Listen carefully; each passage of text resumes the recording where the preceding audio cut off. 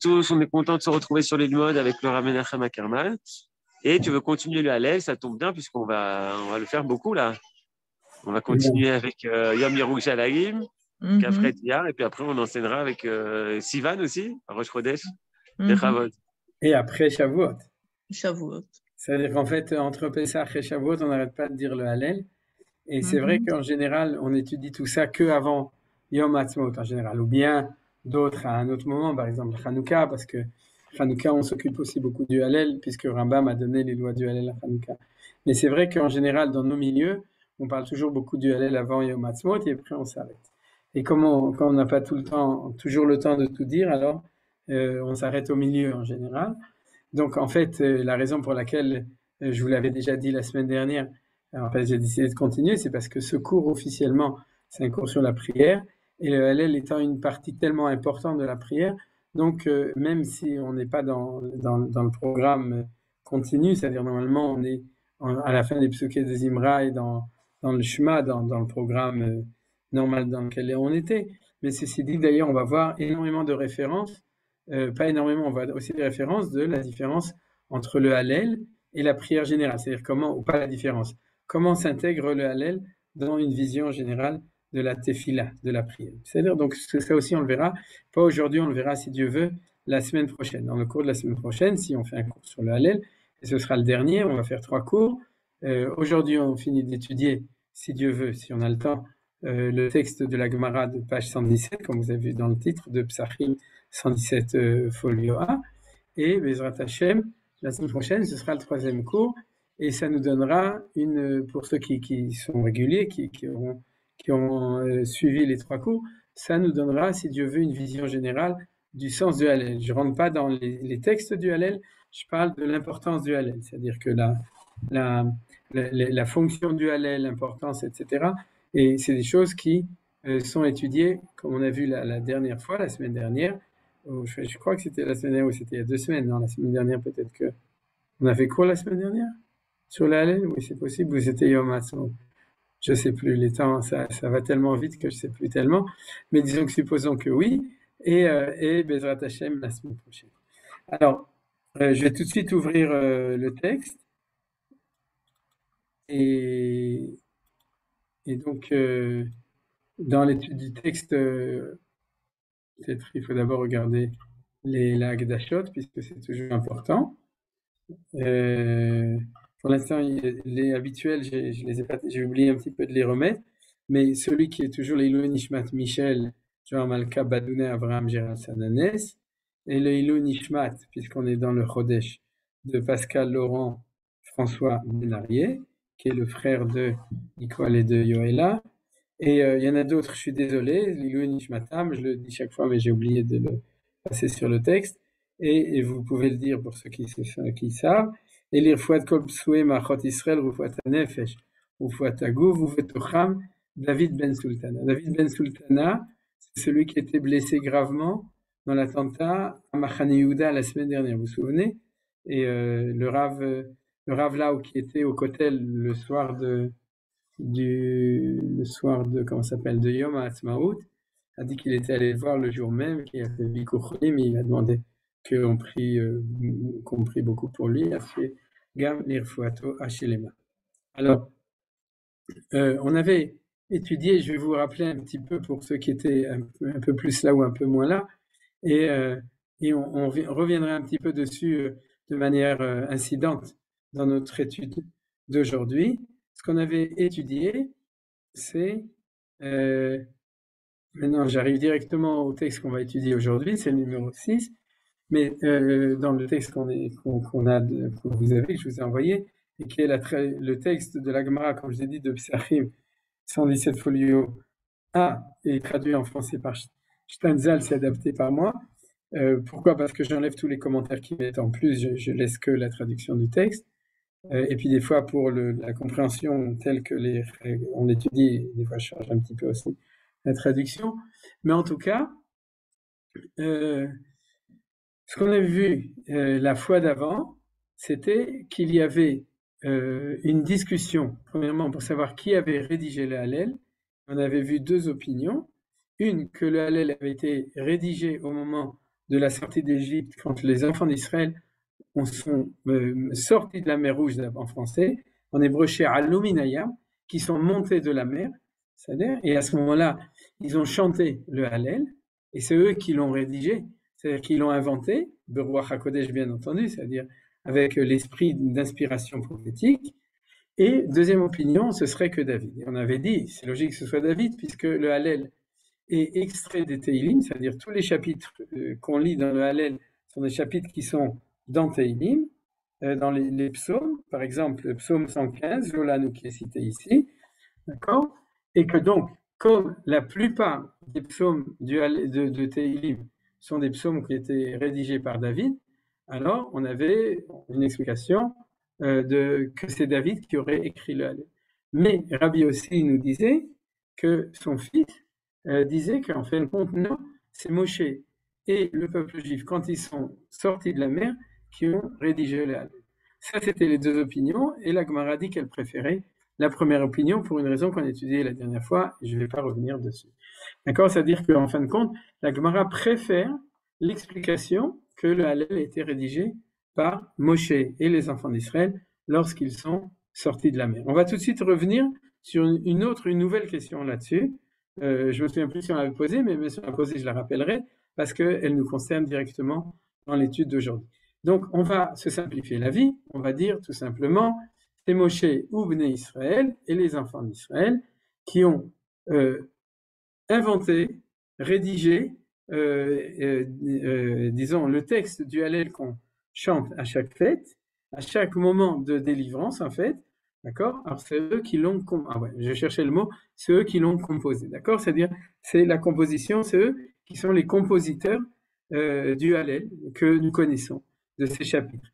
Et une fois que ça a été rédigé, le peuple juif se promenait avec un petit parchemin sur lequel il y avait le Hallel, et au moment où la Bible a été organisée et qu'on a décidé après David Amelech, d'après la Gemara de Baba Batra, ça a été fait, si mes souvenirs sont bons, à l'époque de Chizkiyahu, Bessiato, mais je suis pas sûr, en tout cas, ou bien à l'époque d'Anshei Knesset Agdola, on a mis ensemble les 150 chapitres de Hallel des psaumes, pardon, des Tehillim, qui ont été composés par 10 personnes différentes, et on a mis à l'intérieur aussi cette composition monumentale, on l'a mis à l'intérieur, et chaque fois qu'on fait le Hallel, on le ressort pour pouvoir le dire. Ça, c'est le premier enseignement qu'on avait vu la semaine dernière.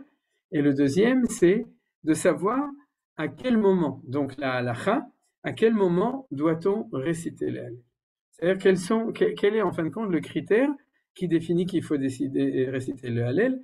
Et ça, c'est critique pour Yom HaAtzmaut et Yom Yerushalayim. Parce que ça, c'était la première partie du cours de la semaine dernière. Si on n'avait pas des critères clairs, on ne saurait pas, on ne pourrait pas l'appliquer maintenant. J'avais parlé du fait que quand on a un critère clair, on peut appliquer à des situations nouvelles. Parce que c'est ça le principe de toute jurisprudence ou de toute législation, c'est que le législateur n'a pas prévu les cas, il a donné le principe, et c'est le rôle du juge, chez Bayamé Mahem dans chaque génération, d'être capable d'appliquer le principe de loi à une nouvelle situation. Et c'est ce qu'ont fait les grands rabbanim lorsqu'ils ont décidé que Yom Ha'atzmaut et Yom Yerushalayim étaient des temps où on devait, pas on pouvait, mais on devait réciter l'Hallel. Et qu'est-ce que nous dit la Gemara? Elle nous dit, chaque fois qu'il y aura un malheur pour le peuple d'Israël et qu'on sera sauvé, à ce moment-là, on doit dire l'Hallel. Donc le critère de halacha, de loi du Hallel, c'est qu'il doit être, on doit le dire après la prière, lorsque on a une Géoula, une Yeshua, qui est collective du peuple juif en entier. On avait parlé du Purim de Saragosse, etc. Donc pas lorsqu'il y a une délivrance ou une Géoula d'un individu ou d'une petite partie d'une communauté du peuple juif, mais quand c'est une Géoula nationale, à ce moment-là, on doit dire le Hallel. Et Rashi nous avait donné comme exemple Hanouka. C'est-à-dire, là, on n'a pas Rashi dans la Gemara, mais pour ceux qui ont un Rashi dans la Gemara, vous verrez que Rashi dit que Gon Hanouka. C'est-à-dire l'exemple de l'histoire après la fin de la Bible, c'est-à-dire où les sages ont appliqué le principe de Géoula pour dire le Hallel, c'est Hanouka. Et comme vous vous souvenez, pendant les 8 jours de Hanouka, on récite le Hallel Shalem Bevracha, c'est-à-dire qu'on chante tout le Hallel normalement. Donc depuis Hanouka jusqu'à Yom HaAtzmaut, ça fait 2200 ans que on n'a jamais dit le Hallel. La raison, elle est claire. En fait, c'est pas vrai.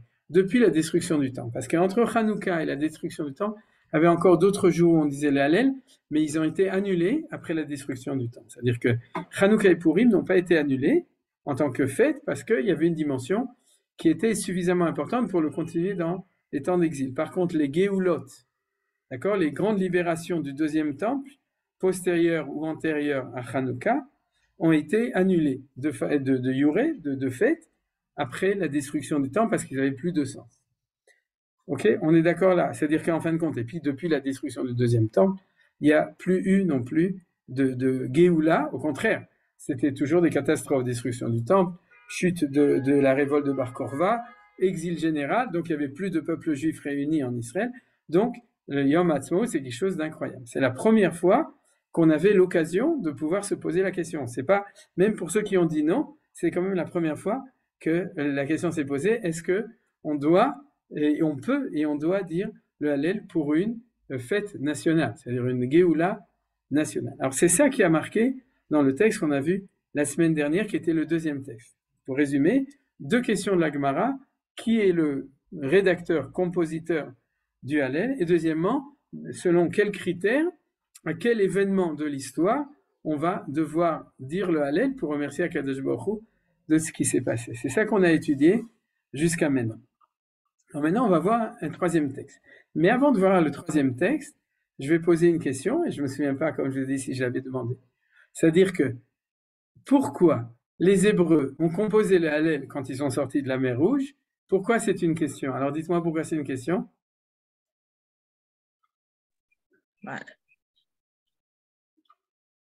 Pourquoi? Parce qu'il y a double emploi. Pourquoi double emploi?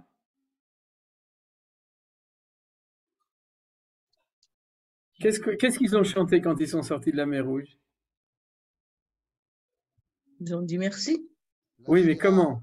La Shira. En chantant Az Yashir Moshe. Voilà, Az Yashir Moshe, ce qu'on appelle Shirat Hayam. C'est-à-dire Shirat Hayam, c'est le chant de Hallel pour remercier Dieu d'avoir passé la mer Rouge. Donc quand la Gemara nous dit, merci à ceux qui ont dit, quand la Gemara nous dit que quand ils sont sortis de la mer Rouge, ils ont dit le Hallel, alors on est en droit de se demander quelle est l'interrelation entre le Hallel et Shirat Hayam. Vous comprenez? C'est-à-dire, ils ont donc composé, d'après notre tradition, de nouveau tout ça c'est du très très sérieux, quand ils sont sortis de la mer Rouge, ils ont composé non pas un chant, celui qu'on connaissait jusqu'à maintenant, mais 2 chants, Shirat Hayam et le Hallel. Alors, comment arriver à expliquer cette chose-là? La réponse qui est la réponse qui est la plus claire et qui est la vraie réponse, c'est-à-dire sans doute la réponse qui va être acceptée par tout le monde, c'est que, en fin de compte, ils ont chanté un chant de circonstance et un chant méta-historique qui est au-dessus. C'est-à-dire que Shirat Hayam, c'est un chant qui chantait la louange de Hachem sur l'événement. C'est-à-dire c'est le chant qu'on chante aux Hadashot, aux informations. Quand on raconte l'événement, alors il faut mettre Hachem dans l'événement, et on chante ce qui s'est passé à ce moment-là. Mais maintenant, ils ont aussi composé un chant, et c'est ça qu'on va voir Bezrat Hachem c'est-à-dire qu'on va comprendre que le Hallel, c'est la même chose, mais dans une vision qui est beaucoup plus haute. C'est-à-dire, c'est vrai qu'au début du Hallel, on parle de Ayam, Ra'av, Ayanos, Arden, Isov Lachos, et la mer a vu et s'est enfui, c'est-à-dire on parle du passage de la mer Rouge, et puis aussi Betset Israël Mitzrayim Bet Yaakov Me'am Loez, c'est-à-dire lorsque Israël est sorti d'Égypte, la maison de Yaakov, d'un peuple étranger, etc., on fait référence à la sortie d'Égypte. Mais très vite, le Hallel va, en fin de compte, donner une vision générale, on pourrait dire, de tout le principe de Galout et de Géoula. D'accord? C'est-à-dire qu'elle va nous chanter, c'est la chanson de toutes les Géoulot pour toutes les Galouillotes. C'est-à-dire, alors, du coup, il y a double emploi, mais il n'y a pas double emploi, parce que il y en a une qui est plus circonstancielle, il y en a une qui est plus, au contraire, méta-historique, qui est une vision tout à fait générale des choses. Vous êtes d'accord? Donc, on peut dire on a besoin des deux, les deux avec Ruach HaKodesh. On sait que Shirat Hayam, Az Yashir Moshe, a été dit, où venez Israël, be Ruach HaKodesh, par une vision de Ruach HaKodesh au niveau de Moshe Rabbeinu, et c'est pour ça qu'elle est dans la Torah. Et bien entendu, du coup, le Hallel aussi, notre Hallel, il était dit de la même manière. Alors ça, c'est l'introduction, et maintenant, on va lire un nouveau texte qui se trouve dans la suite de la Gemara. Tanu Rabbanan. Donc on a enseigné, je le lis en français, qui a dit le Hallel. Et à ce moment-là, on a déjà une question sur la question de la Gemara. Ça veut dire quoi, qui a dit le Hallel? Puisqu'on a déjà dit que si tu veux nous dire qui a composé le Hallel, alors c'était Moshe et les enfants d'Israël lorsqu'ils sont sortis de la mer. Et on dit qui a dit qu'il faut dire le Hallel, qui a institué. Il y avait marqué que c'est les Névim, c'est les prophètes, à une certaine époque, qui ont institué que chaque fois qu'il y avait un malheur et ensuite une délivrance, qu'il fallait dire le Hallel. Alors quelle est cette question qu'il y a ici? Le qui a dit. Alors, je l'ai marqué je l'ai souligné en hébreu, mais on va le souligner en français, qu'on ne comprend pas très bien ce qui est marqué ici. Alors venez, on va lire tout le texte jusqu'au bout, et ensuite on va essayer de comprendre ce que la Gemara veut nous dire, et aussi ce qui se cache derrière. Rabbi Eliezer affirme que Moïse et les Hébreux les chantèrent au bord de la mer. Ils dirent « Pas pour nous l'Éternel, pas pour nous », et l'Esprit Saint répondit « C'est pour moi que j'agirai ». On va lire ces versets en hébreu. « Lolanu Hashem lolanu kileshimchaten kalvod al chazdecha al amitecha » Lama yomru agoim ayen al Elohem. Donc j'ai cité les deux versets qui sont cités en raccourci dans la Gemara. C'est le Hallel, vous connaissez ces psukim, ça fait partie du Hallel. Et à ce moment-là, l'Esprit Saint, c'est Ruach HaKodesh, Kadosh Baruch Hu répond. Le Ma'ani, c'est un verset d'Isaïe, et c'est Kiech Yichal Uchvodi Leacher Loetel. On va revenir sur les versets, hein, c'est-à-dire, même si vous n'avez pas compris toutes les nuances des versets, vous allez voir pourquoi on va revenir sur eux. C'est pour ça que je les ai mis en traduction en entier ici. Mais pour revenir dans le texte, alors, on voit ça. Alors, tout d'abord, ce Rabbi Eliezer, c'est le célèbre Rabbi Eliezer, et il répond que Moïse et les Hébreux le chantaient. Jusqu'à là, tout va bien. Pourquoi tout va bien? Parce que ça correspond à ce qu'on avait vu, que c'est Moïse et les Hébreux qui l'ont composé quand ils sont sortis de la mer. Le seul problème, c'est que la traduction au bord de la mer, c'est pas la traduction de l'hébreu, parce que ce qui est marqué ici, il y a marqué, ils l'ont dit, Besha she'amdu alayam. Besha she'amdu alayam, c'est pas au bord de la mer, c'était au moment où ils étaient sur la mer, c'est-à-dire quand ils étaient au fond de la mer et que la mer était entrouverte. C'est-à-dire, c'est pas le même moment a priori que le moment qui était cité quand ils l'ont composé. Il est marqué quand ils sont à l'Uminayam. C'est deux expressions différentes.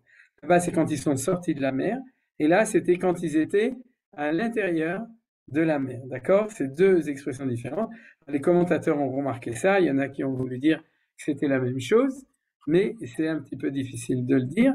Maintenant, la deuxième question de ce texte-là, dans la réponse, c'est que on aurait dû s'arrêter ici. Qui a dit le Hallel? Rabbi Eliezer dit que c'est Moïse et les Hébreux qui l'ont chanté, disons, au bord de la mer. D'accord? Et pourquoi est-ce que la Beraïta, donc ce texte, continue en nous disant, en prenant un verset du Hallel, et en disant que c'est de ça qu'on parle. D'autant plus que est-ce que c'est un verset qui nous montre la grande libération, la grande joie qui suit? Non, pas du tout. D'accord? C'est-à-dire ce verset, il nous dit catastrophe, d'accord? Non pour nous, éternel, non pour nous, ça veut dire surtout ne tiens pas compte de nous quand tu veux nous sauver parce que sinon tu vas rien faire, mais pour faire honneur à ton nom, donne cours à ta volonté et bienveillance. C'est une supplication, sauve-nous à Kadosh Baruch Hu parce que c'est la catastrophe. Et d'autant plus, pourquoi les peuples diraient-ils, où donc est leur Dieu? Dans quel cas, si jamais on n'était pas sauvé?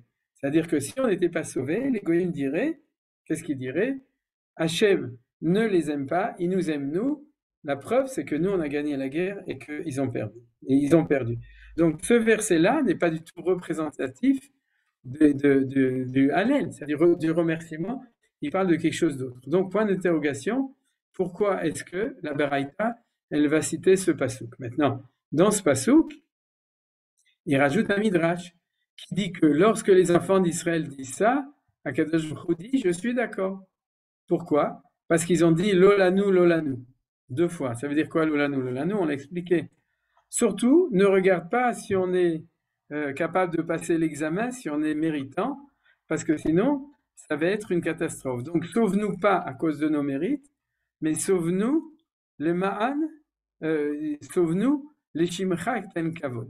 C'est-à-dire, fais honneur à ton nom, parce que si tu ne sauves pas, les goïms vont dire Dieu a abandonné les Juifs. Ayena Elohim. Vous comprenez? Vous connaissez ce rituel, c'est le rituel des chrétiens et des musulmans dans l'histoire, et même auparavant, de dire que si eux gagnent les Juifs, c'est signe que Dieu est avec eux et qu'il nous a abandonnés.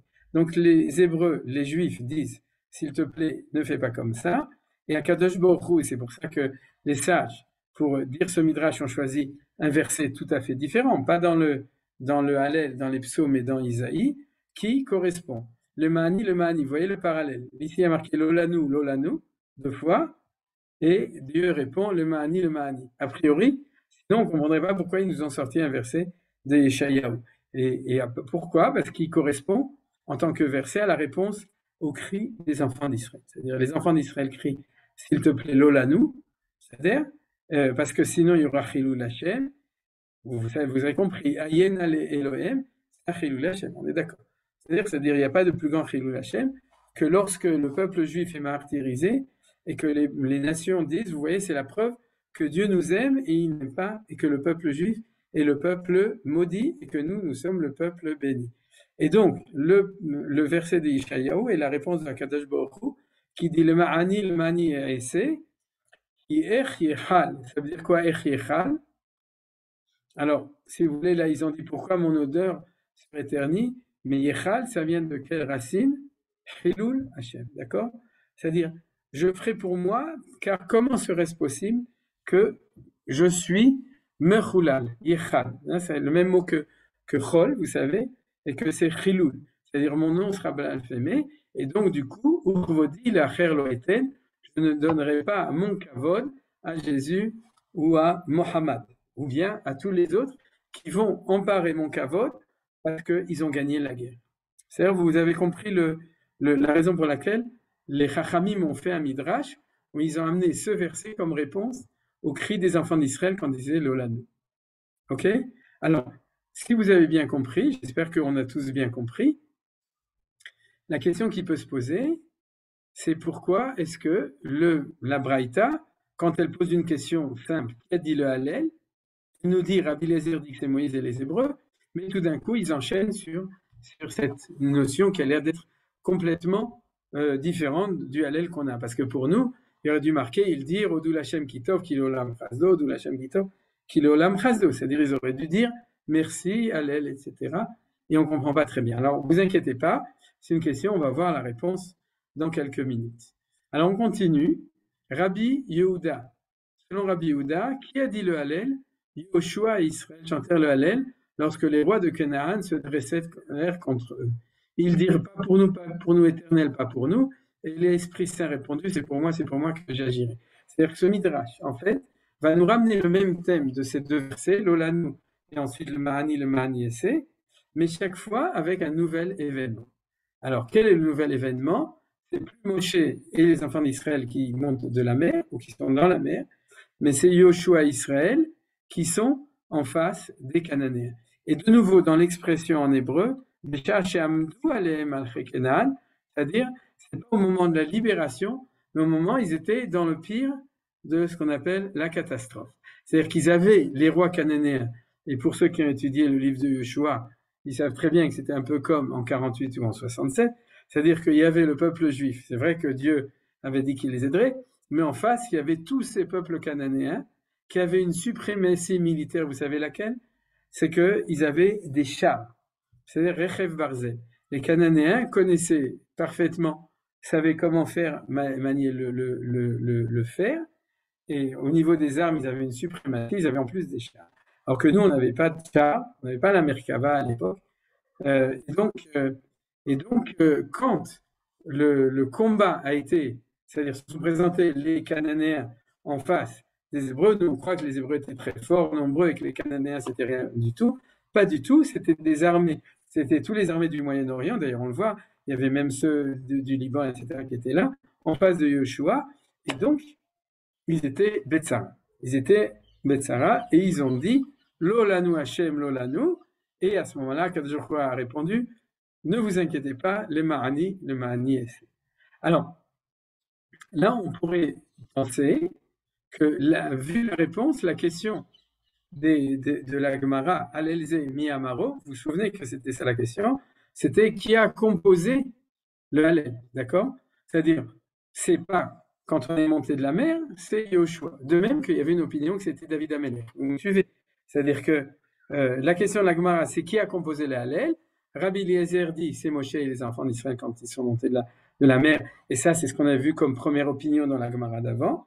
Mais là, Rabbi Yehuda dirait que c'est Yoshua et les enfants d'Israël lorsqu'ils ont eu le combat contre les Cananéens, qu'ils ont gagné. Ça, on le sait. C'est aussi marqué dans le livre de Yoshua qu'ils ont vaincu tous les Cananéens. Donc, ce qui est passé de notre temps, où en 48, en 67, en 73, malgré toutes les difficultés, on a toujours, Baruch Hashem, toujours gagné les guerres. Et donc, on a vaincu tous ces ennemis de l'intérieur et de l'extérieur lors de ces conflits. Et au moment de Yoshua, c'est la même chose qui s'est passée, et que c'est à ce moment-là qu'a été composé le Hallel. Alors, ça, c'est l'hypothèse de départ, mais on va voir que ça ne tient pas du tout la route. C'est pas possible de dire ça, et tout de suite, on va voir pourquoi. Mais du coup, on va se demander quelle était la question. Rabbi Eliezer Amodaï, qui est un troisième grand sage, tous ces sages, c'est tous les grands Tanaïm qui sont connus. Rabbi Eliezer Amodaï dit, soutient lui que c'est Deborah et Barak qui entonnèrent ce chant lorsque Sisera se dressera devant eux. Contre eux, ils dirent de nouveau Nolanu, Nolanu, et la Shrina répond les Ma'ani, et c'est. Vous voyez que c'est une espèce de braïta un peu litanique, d'accord? Surtout quand il y a les Libanais en face, il faut traverser le litanie. Et donc, ils répètent le même motif midrashique, c'est-à-dire une espèce de dialogue. C'est pour ça que j'ai insisté, comme je vous ai dit, de bien le comprendre, un dialogue entre le peuple juif qui dit un des versets du Hallel qui est le Lolanu, Lolanu, et un verset de Yeshayahu où Dieu répond le Ma'ani, le Ma'ani. Sauf que chaque fois, de manière chronologique, on est en train de passer des événements bibliques. D'accord? Premier événement, passage de la mer Rouge, Rabbi Eliezer. Deuxième événement, Rabbi Yehuda, la guerre de Yoshua contre tous les Cananéens. Troisième événement, on est arrivé au livre de Shoftim, le livre suivant après le livre de Josué, et on a une guerre célèbre entre Dvorah et Barak. Donc Barak, c'est pas du tout les Baraks de notre temps. Lui, il savait faire la guerre. D'accord? C'était Barak ben Avinoam. C'est-à-dire, c'est vrai qu'on a deux. On a un juge suprême et on a un Ramatkal, Ehud Barak. D'accord? Et là, c'était la troisième Barak. Lui, il était baraqué. Et Dvorah, c'est elle qui l'a envoyé à la guerre. C'était une prophétesse et qui lui a dit, fais les choses comme il faut, etc. Arrête d'être peureux. Et donc Barak fait, et il y a un miracle extraordinaire, et on gagne Sisra. Et Sisra, c'était pas n'importe qui, c'était les rois du Nord, jusqu'à Liban, etc., qui est de nouveau des Cananéens extrêmement développés au niveau de la civilisation et aussi au niveau militaire. Donc rien n'était du tout gagné. Et il y a eu un miracle, comme vous savez, Sisra a été vaincu, etc. Et on a gagné la guerre. Alors, tout ça, c'est cette histoire-là. On pourrait encore imaginer que c'est eux qui ont composé le Hallel, puisqu'ils sont dans la période biblique. Alors, on continue. Rabbi Elazar ben Azaria, ça vous rappelle quelque chose? Rabbi Elazar ben Azaria, on l'a vu, c'est celui qui a dit Aréa Nikevem Shevim Shana, le président du Sanhédrin après la destruction du temple par intérim. Tous ces grands sages sont de la même époque, plus ou moins, et il dit non. Ézéchias, c'est Chizkiyahu, vous connaissez, c'est le roi Chizkiyahu, et ses partisans le dirent lorsqu'il dut faire face à Sancheriv. Et donc, qu'est-ce qu'ils ont dit? Lolanu, et la Shrina a répondu, le Ma'ani, et alors, c'est quoi? J'imagine que vous connaissez peut-être, c'est que Chizkiyahu, qui est un descendant du roi David, qui est un grand tzaddik, d'accord, un des rois les plus sages et les plus justes, s'est retrouvé en face de Sancheriv, le roi d'Assyrie, l'empereur d'Assyrie, qui a détruit jusqu'à ce qu'il arrive à Jérusalem tous les endroits où il est arrivé. Et à ce moment-là, il y a une peur énorme, il fait le siège de Jérusalem. Et à ce moment-là, il va y avoir une grande victoire miraculeuse de Chizkiyahu. Et donc, on nous dit que c'est eux qui ont dit le Hallel à ce moment-là. Donc, tout ça, c'est encore une possibilité que c'est eux qui l'auraient composé. Là, on a un autre problème. Quel problème on a? On a une autre Gemara dans le traité de Sanhedrin qui nous dit que le miracle de l'époque de Chizkiyahu était tellement grand que Dieu aurait voulu faire de Sancheriv Gog ou Magog, faire de Chizkiyahu le Melech HaMashiach. C'est-à-dire dire l'histoire est arrivée à son apothéose et on peut passer dans les temps messianiques.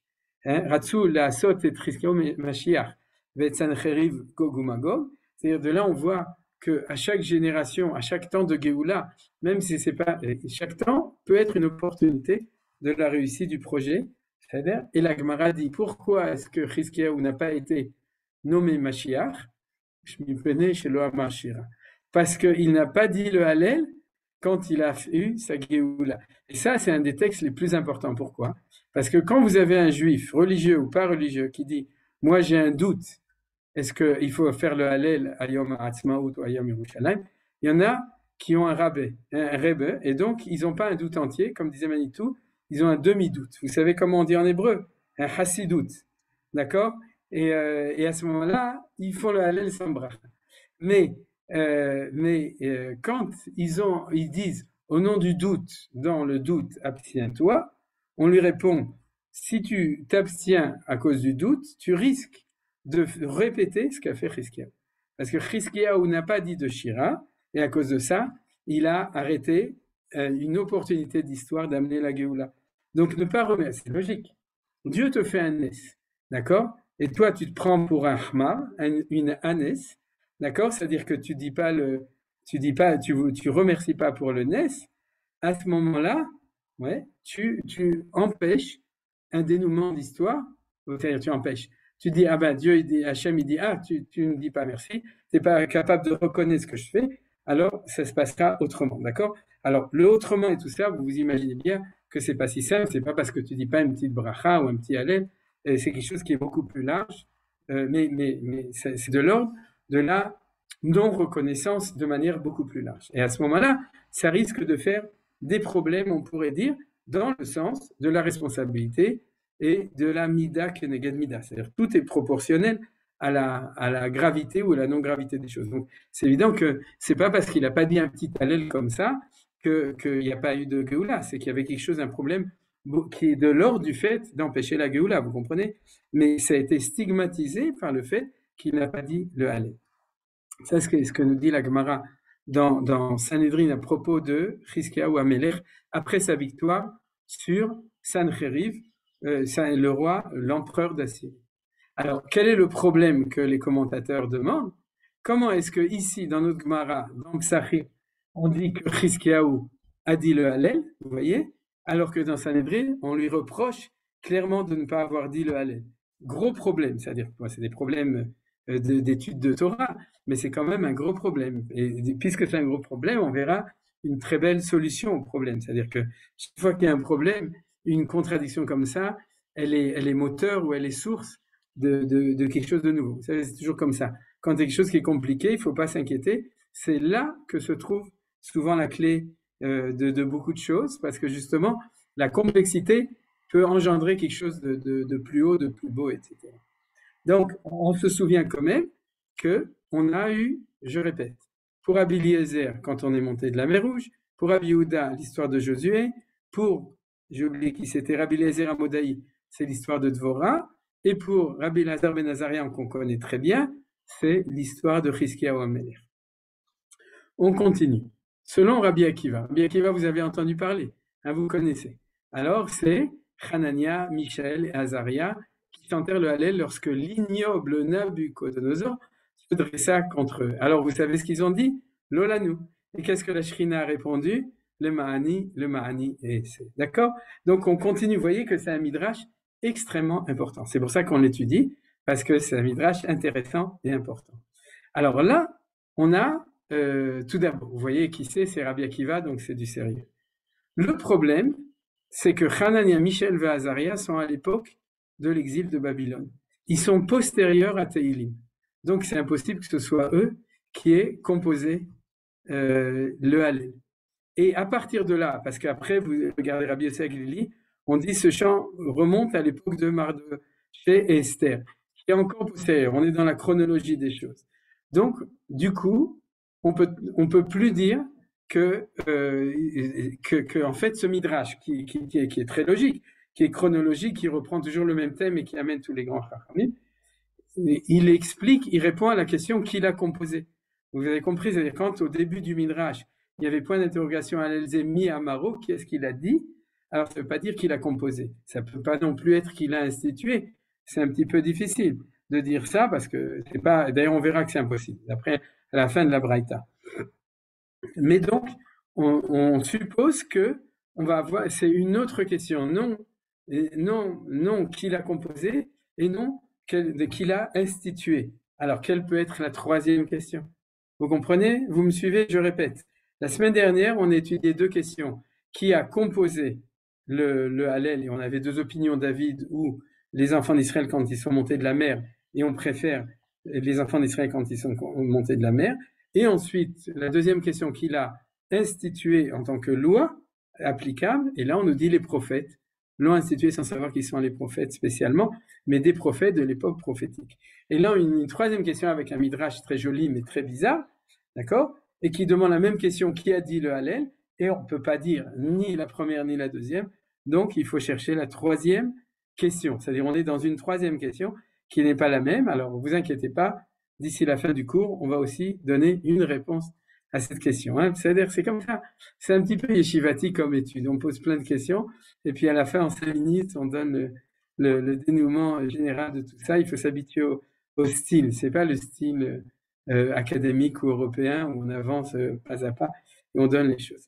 Alors donc, là, j'ai une autre question. À part le fait que ça nous enlève tout espoir de dire que c'est eux qui l'avaient composé, parce que c'est impossible au niveau chronologique de dire qu'à l'époque de Nabucodonosor, qui est l'exil de Babylone, aurait été composé le Hallel. Donc, c'est une autre question. Maintenant, à part ça, j'ai une autre question. Pourquoi? Parce qu'on avait dit que le Hallel, on doit le chanter lorsqu'on a une libération nationale, ce qu'on appelle en français fête nat. D'accord? C'est-à-dire que lorsque c'est quelque chose qui est national, libnat. D'accord? Livnat. Or, cette histoire est une histoire singulière. C'est trois héros, d'accord, qui, Nabucodonosor, on va le voir dans le texte, ils ont refusé de se prosterner devant sa statue, et à ce moment-là, Nabucodonosor les a jetés dans la fournaise ardente, et ils sont sortis miraculeusement vivants, d'accord? Alors même s'ils ont chanté le Hallel, ils n'avaient pas le droit de chanter le Hallel. Vous me suivez?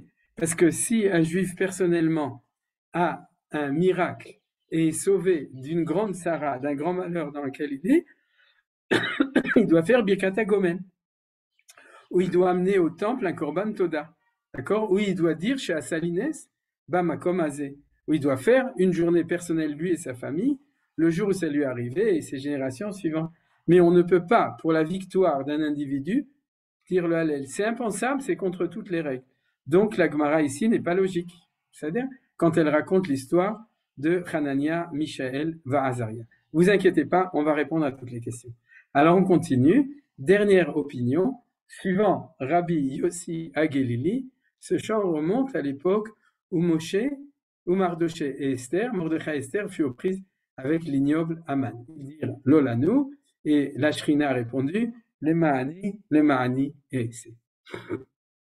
Alors quand la Gemara dit ça, elle s'arrête. Si elle s'arrête, c'est qu'on comprend que la Gemara nous a donné chronologiquement tous les exemples qui correspondent à l'époque biblique. Depuis Moshe à la sortie d'Égypte, en passant par Yoshua, l'époque des juges, ensuite l'époque des rois, c'est Chizkiyahu HaMelech, ensuite l'époque de l'exil de Babylone, c'est Nebuchadnezzar avec Hana, Mishaël, Vahazaria, et ensuite l'époque perse, donc et l'époque de Achashverosh, et c'est la fin de l'époque biblique. Et on a à ce moment-là, chronologiquement, on a Mordechai et Esther. Alors là, on a une grande question. Pourquoi? Parce que, est-ce qu'on dit le Hallel à Purim? On ne dit pas le Hallel parce que la Gemara dit, on ne peut pas dire le Hallel à Purim, parce qu'à Purim, on était sauvé d'un danger de vie et de mort, mais on n'est pas redevenu indépendant. On ne peut pas dire le Hallel, parce que de là, on apprend que pour avoir le droit de lire le Hallel, il faut que ce soit une libération politique. C'est-à-dire, et dans la mesure où, à l'époque de Mordechai et Esther, c'était pas une libération politique, mais uniquement une salvation, c'est-à-dire on était mimita lechaim, on devait être appelé à être exterminé par Aman Aracha et qu'on était sauvé, donc on dit pas les Hallel. Or, qu'est-ce qui a marqué ici dans la Braïta? C'est qu'ils ont dit, c'est un peu la même question qu'avec Rizkiyahu et Améler. Donc vous avez remarqué qu'il y a beaucoup de bagues dans cette Gemara. Avec Rizkiyahu, avec même les Hébreux sur la mer, puisque c'est pas le moment où ils sont sortis de la mer, mais quand ils étaient à l'intérieur de la mer, avec Mordechai et Esther, puisque nous on dit pas le Hallel, alors comment c'est possible de dire qu'ils ont dit le Hallel, et puis avec Hanania, Michel et Azaria, qui était un sauvetage individuel et non pas du peuple juif dans son entier. Donc il y a plein de questions qui se posent là-dessus. La Gemara termine en disant, la Braïta et les sages disent, le prophète prescrivent de le réciter à chaque période, chaque fois qu'ils sont sauvés d'un malheur, puisse-t-il ne jamais arriver. En français, ça je l'ai effacé, mais Uksheni Galim, Omri Motama Geulatam, ça c'est la répétition du premier texte qu'on avait étudié la semaine dernière. Alors, quelle est la clé de toute cette belle Gemara? Je vois qu'on n'aura pas le temps d'étudier tout ce que je voulais, mais c'est pas grave, du coup on fera encore un petit peu la semaine prochaine. Don't worry, d'accord? Et c'est quoi tout ça? Eh bien, je vais vous donner la clé. La clé de tout ça se trouve dans le problème qu'on avait vu, et c'est pour ça que j'ai insisté, de la double emploi entre Shirat Hayam et il y a deux clés, il y a deux questions. Tout d'abord, qu'est-ce que la Gemara a demandé quand ils ont dit Me'amaro? Et deuxièmement, c'est quoi cette histoire du Lolanu et le Ma'ani Essé? Alors ça, c'est deux questions différentes. Alors je vais tout d'abord répondre à la première question. La première question, c'est quelle est la question de la Gemara, le Hallel Me'amaro? La réponse, c'est que, en fin de compte, excusez-moi, je suis allé un tout petit peu trop vite. La réponse est comme ça. C'est que je voudrais savoir trois choses. Premièrement, qui l'a composé. Deuxièmement, qui l'a institué. Et troisièmement, donne-moi des exemples dans l'histoire où ça a été appliqué. Vous comprenez? Et en fait, cette braïta, elle ne donne pas chaque raf, c'est l'explication de Rashi et du Maharsha, c'est-à-dire il y a des sources dedans. Chacun de ces grands rabbanim n'a pas dit moi j'ai raison. Et là, chacun de ces grands rabbanim a pris Google Tanakh, Bible Google, et il est allé chercher un autre cas de l'histoire où il savait qu'on avait dit le Hallel. Et il nous le cite. Et c'est pour ça que la Braïta nous dit un tel a dit celui-là, un tel a dit celui-là, mais tout le monde était d'accord. C'est-à-dire le premier a dit un exemple, le deuxième a dit non, il y a aussi l'autre, etc. Et en fin de compte, la Braïta nous a fait le résumé de tout ça et nous a amené tous les cas où le Hallel a été dit dans la période biblique. Il y en avait peut-être d'autres, mais en tout cas, tous les cas où les Chachamim ont dégagé un événement de la période biblique. C'est pour ça que le dernier événement, c'est celui de Purim. Ensuite, Hanouka, c'est Rashi qui va nous le dire, mais il n'est pas marqué dedans, parce que il n'est pas marqué dans la Bible. C'est-à-dire que si on prend toute la Bible, Torah, Nevim et Ketuvim, et qu'on commence à chercher des événements où le Hallel a été dit, eh bien, c'est ça que la Braïta nous raconte. À quoi ça sert? Eh bien, c'est hyper important. Pourquoi? Parce qu'aujourd'hui, Yom HaAtzmaut et Yom Yerushalayim, il y a plein de rabbins qui vont dire « Ah non, il ne faut pas dire à cause de ça, à cause de ça, à cause de ça, parce que ça ne ressemble pas et tout. » Alors, si tu prends comme référence uniquement la sortie d'Égypte, en effet, c'est possible que ça ne va pas ressembler. Par exemple, en 1948, il n'y a pas eu ni les 10 plaies, ni le passage de la mer Rouge, ni des miracles comme à ce moment-là. Alors, il y a des rabbanim qui vont dire il n'y a pas eu des grands miracles, il y en a beaucoup dans le monde très très haredi, qui disent tant qu'on ne va pas voir des miracles, Netur et Karta, Satmer, etc., tant qu'on ne va pas voir des miracles comme la sortie d'Égypte, c'est sûr qu'on ne peut pas dire l'Hallel parce que ce n'est pas Dieu qui l'a fait. C'est-à-dire qui met cette Meretz Mitzrayim Arenu Niflaot, comme dans les jours où tu es sorti d'Égypte, je te montrerai des miracles extraordinaires. Donc, tant qu'on n'a pas vu un miracle signé par Akadosh Baruch Hu avec copyright, c'est pas Dieu qui l'a fait, c'est pas la Géoula, et donc on va pas dire la. Vous comprenez? Alors, comment est-ce qu'on sort de ça du pétrin et comment on sait? Eh bien, cette braïta est extrêmement importante. Parce que tous ces sages de cette génération, juste après la destruction du temple, Rabbi Akiva, Rabbi Elazar ben Ezara, Rabbi Yossi Agili, etc., qui sont les plus grands sages de cette époque, nous ont dit il n'y a pas une référence. Il y en a 6 ou 7 dans le Tanakh qui sont des références d'exemples où le Hallel était dit. Alors on peut très bien dire que Yom Yerushalayim va ressembler à Dvorah, et puis Yom HaAtzmaut va ressembler à Yehoshua, c'est le cas par exemple, que ça ressemble, d'accord, vous comprenez?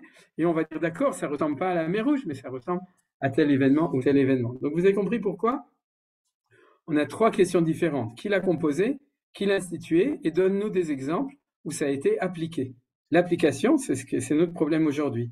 Quand est-ce qu'on l'applique? Et on veut des exemples d'application pour pouvoir s'inspirer de ça éventuellement de notre temps aussi. Et c'est pour ça que les Chachamim nous l'ont dit. Ils ont parcouru le Tanakh pour nous raconter. Maintenant, la question subsidiaire, c'est comment est-ce que les sages savaient qu'ils ont dit le Hallel? Vous comprenez ma question? Dans aucun de tous ces cas dans le Tanakh, il y a marqué Vayomru bnei Israël et Hallel. Et les Juifs ont dit le Hallel. Le seul endroit où on a le Hallel, c'est dans Teilim. D'accord? Dans Teilim, et c'est pas signé. Il n'y a pas marqué qui est. Mais par contre, il n'y a ni marqué chez Yehoshua qu'ils ont dit le Hallel. Il n'y a pas marqué quand ils ont gagné la guerre. Il n'y a pas marqué chez Hiskiaou qu'il a dit le Hallel. Il n'y a pas marqué chez Dvorah qu'elle a dit le Hallel, etc. Vous avez compris ma question? J'avance dans l'étude. J'espère que vous me suivez. C'est-à-dire, les sages de la Mishnah et de la Gemara ont dit, ils ont parcouru le Tanakh, ils ont dit là on a dit le Hallel, là on a dit le Hallel, là on a dit le Hallel, etc. Mais tu ouvres le Tanakh, il n'y a pas marqué qu'ils ont dit le Hallel. Alors d'où ils le savaient qu'ils ont dit le Hallel? Vous m'avez suivi? La réponse, elle est très simple. C'est qu'ils ont dit une shira de l'événement de leur temps. La preuve plus simple, c'est Dvorah. Est-ce que Dvorah a chanté une shira? Oui. La shira Dvorah, c'est le chant que Dvorah a chanté, on va la voir tout à l'heure. C'est-à-dire qu'elle a chanté lorsque eux, Dvorah et Barak, ont gagné la guerre contre Sisra. Alors Barak a fait la guerre, et Dvorah, avec les enfants d'Israël, ont chanté une shira. Mais quelle shira ils ont chanté? Le chant de la victoire sur Sisra. De même que le chant qu'on connaît au moment du passage de la mer Rouge, c'est le chant de As-Yashir Moshe. Alors, quelle était la lecture des sages qu'on a étudiés maintenant? C'est qu'ils ont dit comme ça. Chaque fois que je vois qu'il y a une libération et que je vois que dans le Tanakh, les gens de cette époque ont chanté une shira circonstancielle, alors je sais qu'ils ont aussi dit le Hallel.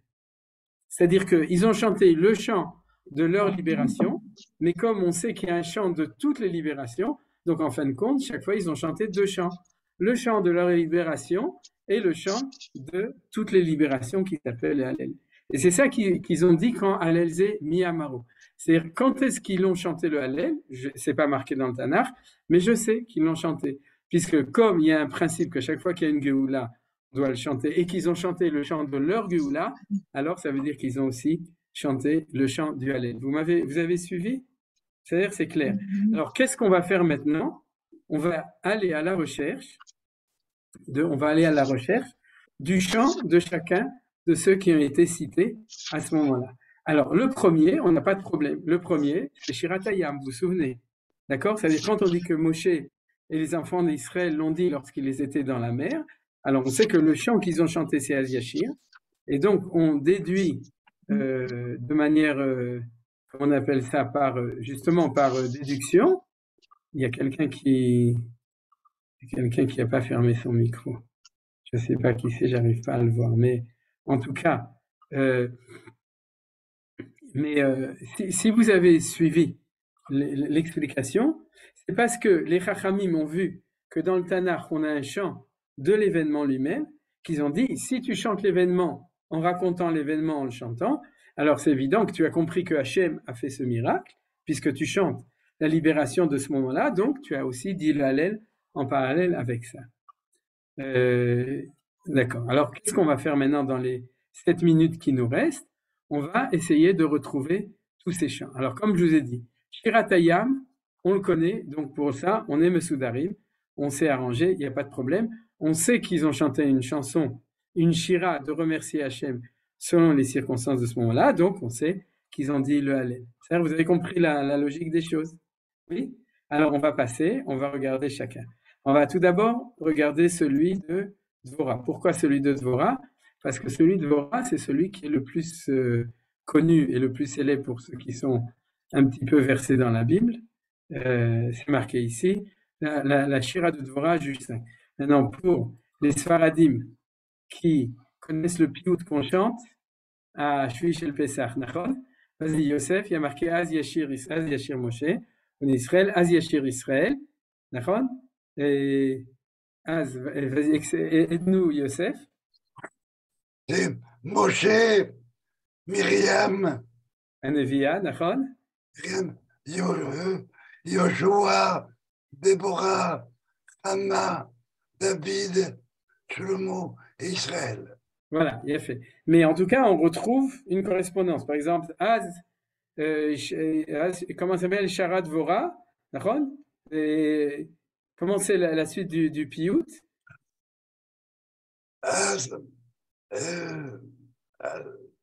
Ashir Dvora? Ashira, Déborah.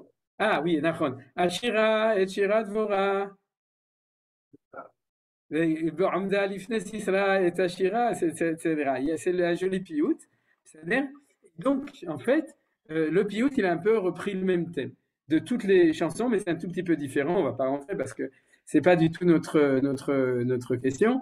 Mais la Shira de Dvora, elle est longue, elle est un verset entier. On va uniquement lire les 5 premiers pasouks. Regardez, Vatachar Devora, Ubarak ven Avinoam, Bayom Aoulem. C'est-à-dire, donc, c'est la Shira de Dvora, Mi Pera Praot Israël Bitnadev Am, Barechu Adonai.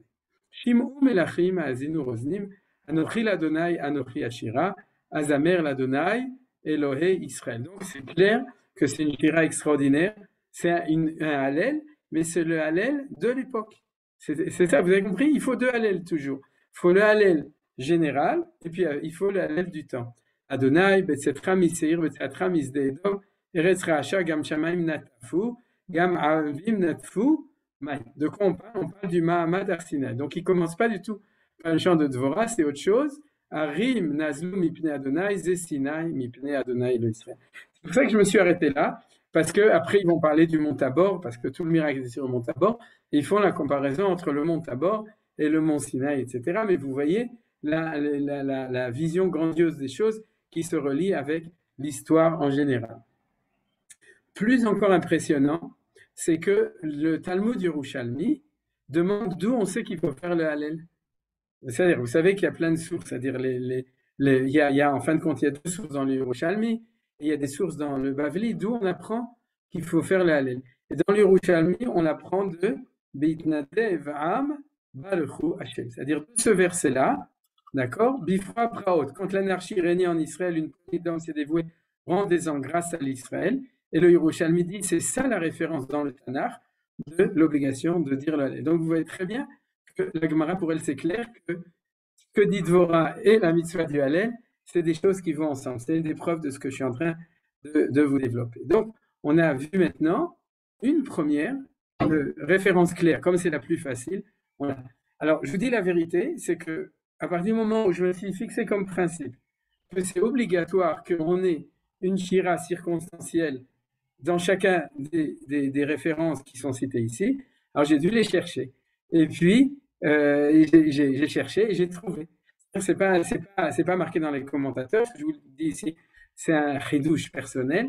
Et j'ai cherché, je me suis dit, mais où se trouve la shira de Yehoshua? C'est vrai que dans le piyut, on dit Az Yashir Yehoshua, non, c'est pas Az Yashir Yehoshua, et comme on dit Ashira et Shirat Yehoshua dans le piyut, mais il faut le trouver. Alors, en fait, il y en a une incroyable. Alors, regardez, c'est là qu'on va être obligé de s'arrêter, et tout le reste, c'est pour le début du cours la semaine prochaine. Alors, c'est dans le 12e chapitre de Yehoshua. ואלה מלכי הארץ אשר יקרא יהושע ובני ישראל בוירדן ימה מבעל גד בבקעת הלבנון ועד ההר החלק עולה שעירה ויתנה יהושע לשבטי ישראל ירושה כמחלוקתם בר ובשלה בערבה ובעשרות ובמדבר ובנגב וחיתי אמורי פניני הפריזי חיזים והיבוסי. Vous vous rendez compte que dans toute la Torah, depuis Abraham, Dieu nous promet qu'on va avoir la terre des peuples cananéens, je te le donnerai, je te le donnerai, je te le donnerai, je te le donnerai. D'accord, vous vous souvenez, et puis quand on est sorti d'Égypte et tout, mais il fallait bien qu'à un moment, on nous dit que Dieu nous l'a donné. D'accord? Or, ce n'est pas dans la Torah, puisque dans la Torah, on n'a pas compris, c'est dans le livre de Yehoshua. Et ça, c'est extraordinaire. C'est que dans ces versets, ces 2 versets-là, on nous raconte que, sauf, ce que Dieu avait promis aux enfants d'Israël depuis Avraham Avinu, Lecha et Nedna Uzarecha, ça s'est accompli. Alors, comme on connaît plus le Chumash que Yehoshua, on n'est pas impressionné par ces versets. Mais on devrait être hyper impressionné. On devrait dire, c'est extraordinaire. Ça fait combien de temps? Ça fait 400 ans, et un peu plus, que Dieu promet, et puis un jour ça se réalise. Et là, quand ça se réalise, c'est extraordinaire. C'est pas seulement qu'on a gagné la guerre, c'est qu'on a réalisé la promesse de Akadosh Baruch Hu. Ça, c'est beaucoup plus grand dans le remerciement. Vous comprenez, c'est pas seulement que les Cananéens nous ont attaqués, c'est que Akadosh Baruch Hu, dans cette victoire, a réalisé les promesses, Iftartim Maftachot, qu'il avait promis depuis les Havot et depuis la sortie d'Égypte, etc. Alors, donc, c'est obligé qu'il y ait une shira. Ça, c'est le titre de la shira, c'est qu'on nous raconte. Et après, il y a une shira. Alors, c'est quoi la shira? C'est très poétique. En général, ça se lie à deux personnes. Melech Yericho, Echad. Melech Ha'a, Yashem Mitzad Betel, Echad. Melech Yerushalayim, Echad. Melech Hebron, Echad. Melech Yarmut, Echad, etc. Il y a 36. C'est de nouveau, je vous ai dit, c'est une litanie. Il y a 36 comme ça, rois. C'est tous les rois qui étaient de toutes ces populations-là. Parce qu'à l'époque, il y avait un roi, Melech Shimron, Maraon, Echad. Melech Arshaf, Echad. Melech Ta'anach, Melech Megiddo, il y a beaucoup d'endroits que vous connaissez. Melech Kedesh, Melech Yokneam, la Carmel, ça vous rappelle quelque chose? En Israël, il suffit de regarder les panneaux indicateurs et vous retrouvez tout ça. Melech Dor, les Nafat Dor, c'est au bord de la mer. Melech Bim la Gilgal, Melech Tirta Echad, ça c'est à côté de Shrem. Menachim, pardon, je me suis trompé. Shloshim Ve'echad. Alors, vous me direz, mais ça c'est pas un chant. D'abord, oui, c'est un chant. Odul Hashem Kito, Kilo Olam Chato, Melech Kadesh, Echad, d'accord? Et comment je sais que c'est un chant? Parce que la Gemara dit que c'est un chant. Parce qu'elle dit que dans le Tanakh, on ne doit pas l'écrire comme c'est marqué ici. On doit l'écrire comme une shira. D'un côté les villes et de l'autre côté Echad. Vous avez déjà vu comment sont écrits les shirotes dans le Tanakh? Par exemple, Shiratayam, elle écrit différemment, etc. Eh bien, ou Azinu, qui est aussi une shira. Et là, la Gemara dit, dans ma Sechet Nedarim, qu'on doit l'écrire comme une shira. Donc j'ai compris que c'est une shira. Mais en fait, si vous réfléchissez bien, c'est une vraie shira. Pourquoi c'est une vraie shira? Parce que c'est comme ça que les goïms avaient l'habitude de faire des shirotes lorsqu'ils faisaient des arcs de triomphe. D'accord? C'est-à-dire quand ils gagnaient les guerres, ils revenaient, ils faisaient un arc, et puis ils faisaient la liste des pays et des villes qu'ils avaient conquis, et ils l'écrivaient joliment comme ça, etc. Donc c'est une autre forme de shira qui est moins politique, moins poétique et plus politique. D'accord? Mais c'est une shira. C'est comme ça qu'on a chanté la louange à Kadosh Baruch Hu, et celui-là aussi, et celui-là aussi. Un peu comme le Dayenu. C'est-à-dire le Dayenu dans le Seder, et on a eu celui-là, et on a eu celui-là, et on a eu celui-là, etc. Alors c'est étonnant, mais c'est ça la shira qu'ils ont chanté. La shira qu'ils ont chanté lorsqu'ils ont fini de conquérir le pays, c'était la liste de tous les rois de Canaan que Akadosh Baruch Hu nous a donné, et grâce à ça que ça a été réalisé. Vous voyez que c'est plus prosaïque. Ouais, c'est pas, mais c'est comme ça qu'on chante. Alors, donc on a eu, pour terminer maintenant le cours, on a élucidé en tout cas une partie de notre midrash, d'accord? Lorsque Rabbi Yehuda a vu cette shira, il a compris que cette shira, c'était la shira circonstancielle derrière lequel se cachait le Hallel, c'est-à-dire le grand chant de la Géoula. Et quand on réfléchit, c'est tout à fait logique, parce que ça, c'est 1948. C'est-à-dire lorsque Yoshua rentre en Eretz Israël et qu'il conquit tout le pays d'Israël, il chante la conquête du pays. C'est la même chanson qu'on doit chanter au moment en 48. Alors vous me direz, en 48, on a le Hallel. Et c'est quoi la chanson de 1948? La chanson de circonstance. Vas-y, Youssef. Non, ça c'est 67. 1948, Kolot Baleva Penimia, Nefesh Yehudi Omia, Ulfate Mizrach Kadima, Aïn Tzion Sophia, Olo Avda Tikvatenu, Atikva Noshana, Nashuv Eleres Kochenu, Irba David Chana. Ça, c'est ce qu'a écrit, comment il s'appelle? Reb Tzvi Imberg. Après, ils ont changé le texte. Mais le texte d'origine, c'est le texte dans lequel il y a le Hallel à Akadosh Baruch Hu. Parce qu'il n'y a pas marqué, nous n'avons pas perdu l'espoir depuis 2000 ans d'être un peuple libre dans nos terres. Un peuple libre, c'est la démocratie. Medina démocratique, Yehudit. Mais dans le texte d'origine, c'était un texte qui n'était pas démocratia, mais Yehudi. C'est quoi? Je vous donne le texte exact. Nous n'avons pas perdu notre espoir, Atikva Noshana, notre espoir antique, la Shuv Eleres Kotchenu, de revenir vers la terre où la Shuv Eleres Avotenu, la terre de nos pères, c'est-à-dire c'est relier la terre avec les Avot. Donc, comme nous l'avons étudié, c'est de lier le sionisme avec l'histoire de la Torah, c'est-à-dire Irba David Chana, la ville dans laquelle David Amelech était dedans. Donc, on fait référence au Avot, on fait référence à David, les 4 pieds de la Merkava, Avraham, Yitzhak, Yaakov et David. Et ça, c'est la version de la Tikva qui, effectivement, aurait dû être chantée en 48 et sera chantée en référence avec 48, en relation directe avec le Hallel. Et s'ils l'ont changé, c'est parce que le sionisme a voulu chanter sans trop mettre Akadosh Baruch Hu dedans sur Israël. Vous vous souvenez dans les déclarations d'indépendance, c'est quand même marqué. La chouve et l'iotam rofshi be'artzenu eret Tzion v'Yerushalayim. Donc quand on dit Tzion v'Yerushalayim, on fait quand même référence à la référence historique de David Amelech et de Akadosh Baruch Hu, etc., de manière plus allusive. C'est un petit peu le problème. Mais ne me dites pas qu'on n'a pas chanté une chanson à ce moment-là. On l'a chantée. Et notre rôle à nous, juifs religieux sionistes, c'est de mettre derrière la chanson circonstancielle le nom de Akadosh Baruch Hu, c'est-à-dire de chanter en même temps que la Tikva, de chanter aussi les Hallel.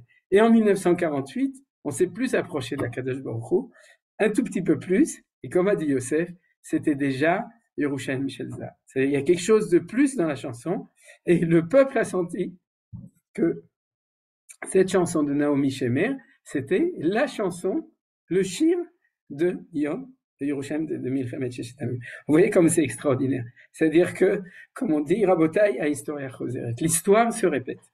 De même que de leur temps, il y avait un chant qui a jailli naturellement et qui était celui du moment. Az Yashir Moshe Uvnei Israël, ça a jailli. De même au moment de Yoshua, Vecholam, de même au moment de Dvorah, de même de notre temps, Bayamim Mahem, Bazmanazé. Mais, obligation derrière, c'est ce qu'ont vu les Chachamim. Ils ont vu derrière la chanson de circonstance, ils ont vu que le Hallel qui n'est pas marqué dans le Tanakh était dans le Tanakh aussi. C'est ça ce qu'on a appris aujourd'hui. Alors, la semaine prochaine, on verra tous les autres cas, et parce que ça nous donnera énormément d'informations sur notre Hallel à nous. Zéou, Toda Rabba. Est-ce que vous avez des questions? Chazak ou Baruch, moi j'ai une question qui est un peu différente. Pourquoi il y en a qui ne sont pas d'accord de chanter le Hallel avec de la guitare, etc. Comme tu l'as dit, ça rajoute de la simra, ça nous rappelle les Lévi'im. Pourquoi il y en a qui sont contre ça? D'accord, c'est une excellente question et qui n'est pas une question annexe, c'est une question centrale. Et ça, on le verra la semaine prochaine à propos du Hallel de Chizkiyahu. Parce qu'on va voir que Dieu lui dira non seulement de faire le Hallel, mais il va lui dire de faire le Hallel en musique. Donc c'est pas nouveau. Et on verra aussi que la Mishnah dit la même chose. C'est-à-dire que quand la Mishnah parle du Hallel, elle parle pas de chanter, elle parle de faire de la musique. C'est-à-dire que normalement, c'est impensable de faire le Hallel sans Kli Negina. C'est-à-dire, toi, tu as demandé comment ça se fait qu'il y a des gens qui sont contre, mais la réponse, c'est comment ça se fait qu'on fait le Hallel sans Kli Negina. Magnifique. C'est-à-dire que j'attends le c'est juste le contraire. Alors maintenant, tu me diras, mais où c'est marqué? Alors, je vous le montrerai, c'est marqué dans le livre de Yeshayahu à propos de Chizkiyahu Amelech.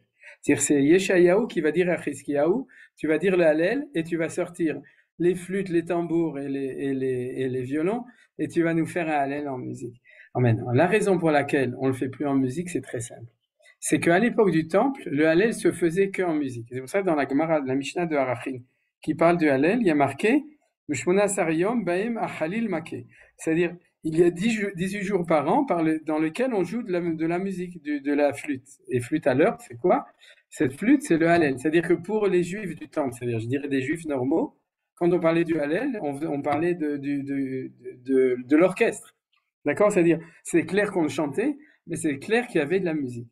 Alors, la raison pour laquelle on a arrêté, c'est parce que depuis la destruction du temple, on n'a plus permis d'introduire des instruments de musique dans la prière parce que en signe de deuil de la destruction, on nous a permis de chanter, mais on a permis de faire vocalie, d'accord? Mais on nous a interdit d'introduire des clés Negina dans les synagogues parce que c'est exclusivement réservé au temple. Et comment on voit ça? On voit que chez les chrétiens, on joue de la musique parce que pour eux, ils sont pas en deuil du temple.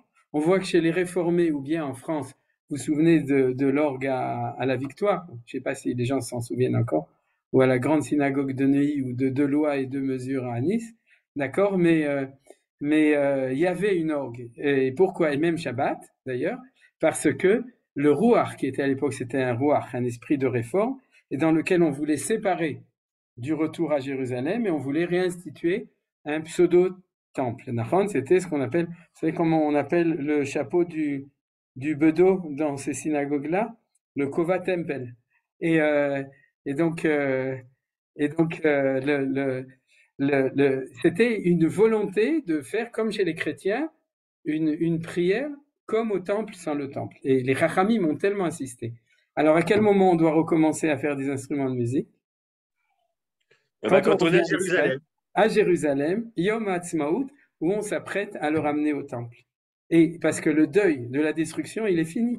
Au moins pas toute la journée. On ne peut pas le réintroduire complètement dans la synagogue. Mais ce qui est incroyable, c'est que naturellement aujourd'hui, ça se réintroduit à quel moment? Dans le Hallel à Chol HaMoed, dans le Hallel de Yom HaAtzmaut et dans le Hallel de Yom Yerushalayim. Rav Shmuel Eliyahu, par exemple, est un des grands innovateurs dessus. Je ne sais pas si vous savez, mais il a décidé qu'il va partout pour faire le Hallel avec des clés Negina pour réveiller le peuple juif à cette chose-là.